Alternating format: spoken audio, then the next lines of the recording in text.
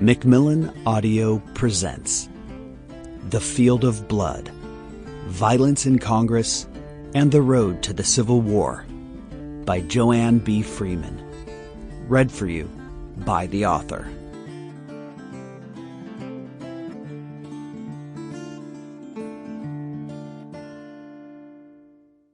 This book is dedicated to my students, past and present. They've given me more than they know. That blood would flow, somebody's blood, before the expiration of your present session on that field of blood, the floor of Congress, I have fully expected. John T. Sargent to Charles Sumner, May 25th, 1856. Author's note. Writing this book was an emotional process. Immersing myself in extreme congressional discord and national divisiveness at a time of extreme congressional discord and national divisiveness was no easy thing. At various points, I had to walk away and get some distance. At other points, unfolding events sent me scurrying to my keyboard to hash things out. Of course, there are worlds of difference between the pre-Civil War Congress and the Congress of today, but the similarities have much to tell us about the many ways in which the People's Branch can help or hurt the nation.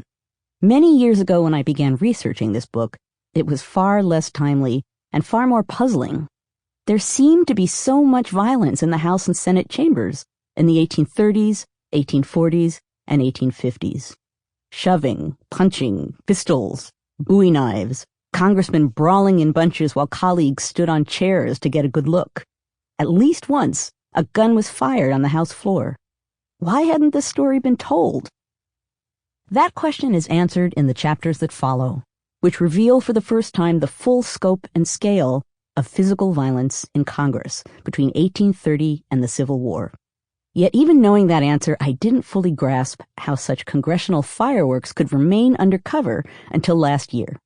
In a long and intimate Politico interview, former House Speaker John Boehner revealed that some time ago, during a contentious debate over earmarks, which are items tacked onto bills to benefit a member of Congress's home state, Alaska Republican Don Young pushed him up against a wall in the House chamber and threatened him with a knife.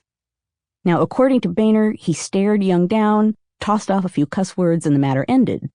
According to Young, they later became friends. Boehner was best man at Young's wedding. And according to the press reports that addressed the incident, it wasn't the first time that Young pulled a knife in the halls of Congress.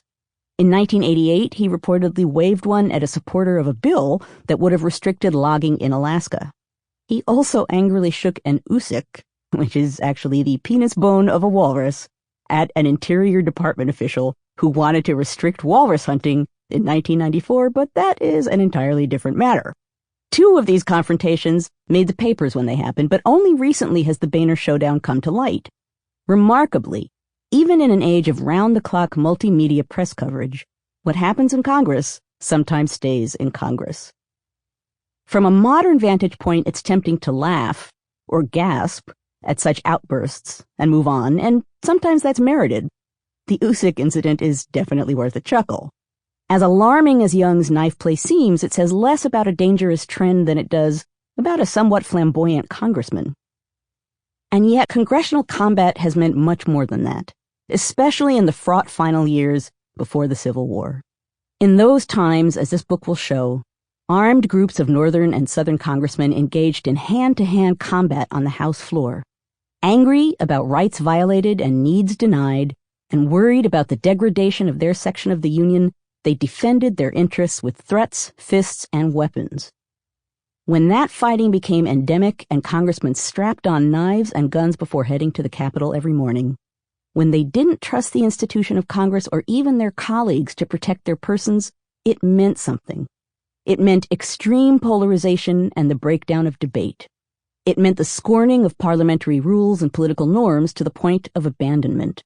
It meant that structures of government and the bonds of union were eroding in real time. In short, it meant the collapse of our national civic structure to the point of crisis. The nation didn't slip into disunion. It fought its way into it, even in Congress. Sample complete. Ready to continue?